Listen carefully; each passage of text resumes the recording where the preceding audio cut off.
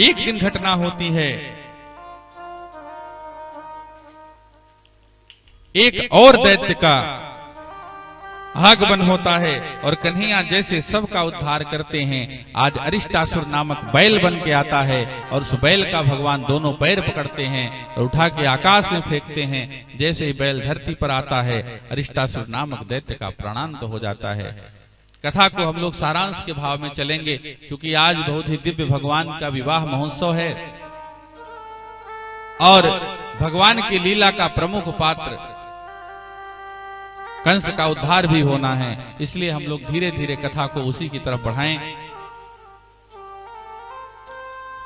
आज जैसे ही अरिष्टासुर मारा गया, नारद ने सोचा, महामुनि नारद ने सोचा कि अब समय आ गया है, कंस का भी उद्धार होना चाहिए, पाप का घड़ा भर चुका है।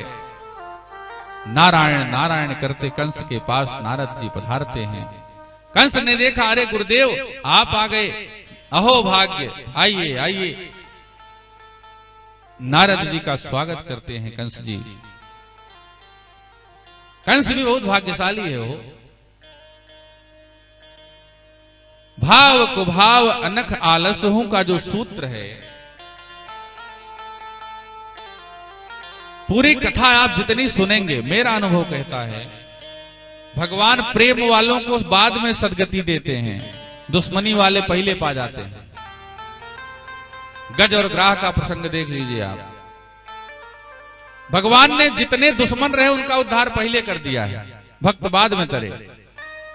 प्रहलाद को गोंद बाद में मिली, हिरण्याकशिपु पहले मारा गया, क्योंकि ये भगवान के पार्षद ही थे ना, हिरण्याकशिपु, हिरण्याक्ष, जय और विजय।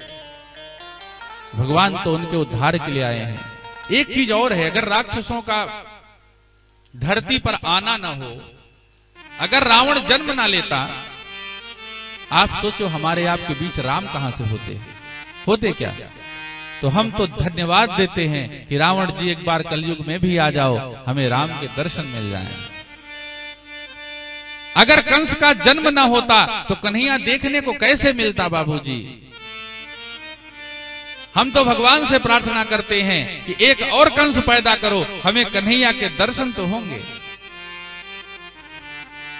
आज कंस के पास नारद जी का आगमन होता है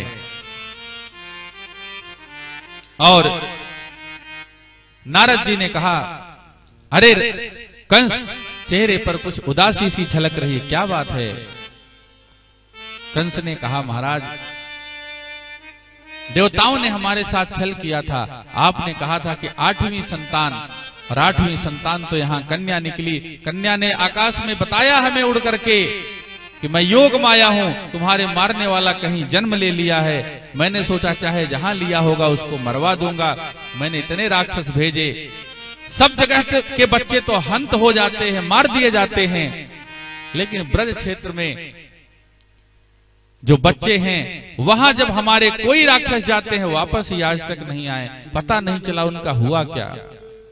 पूतना को भेजा मैंने, सक्तासुर को भेजा, तृणावर्त को भेजा, आज तक कोई वापस आके बताया ही नहीं कि वो कर क्या रहा है और किसको मारा किसको नहीं मारा। बहुत चिंता व्याप्त हो रही है, आखिर ये क्या हो रहा है कि हमारे भेजे राक्षस वापस नहीं आ रहे हैं।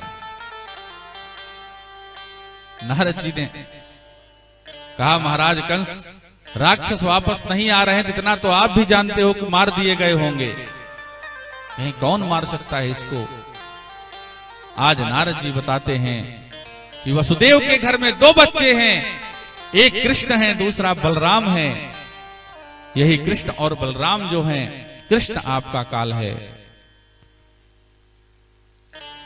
ये नंद के जो लाला दिखाई पड़ रहे हैं वसुदेव की संतान हैं, नंद के घर में हैं। वसुदेव ने चोरी से पहुंचाया है, आज महाराज कंस ने फिर तलवार ताना, वसुदेव को मार डालूंगा। नारद ने कहा, जोश में होश नहीं गंवाते।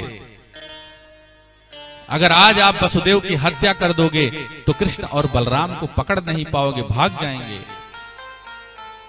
अगर उन्हें पकड़ना है तो उनके पिता को मिला करके चलना होगा। ऐसा इंतजाम बनाओ, ऐसी कुछ नाटक व्यवस्था रचो कि उसमें फंस करके कृष्ण और बलराम अपने आप तुम्हारे पास आ जाएं। कुछ मेला वोला लगवाओ मथुरा में। जैसे मेला की बात करी नारद जी ने, कंस को लगा ओ हो, मेला तो सबसे बढ़िया साधन है लोगों को बुलाने का। अभी आपके बाजार में बहुत बढ़िया मेला लग जाए, जो कभी न निकलता हो वो भी पहुंच जाए बिल्कुल सेंट उंट मार के। ये होती मेले की खासियत। आज जैसे नारद जी ने बताया कि कृष्ण और बलराम ही तुम्हारे काल हैं, ये कृष्ण तुम्हारा काल है, ये वसुदेव का लाला है, नंद के घर पल रहा है, मेला लगवाओ, बुलाओ। कंस को बुद्धि सूझी, कंस ने धनुष यज्ञ का आयोजन किया।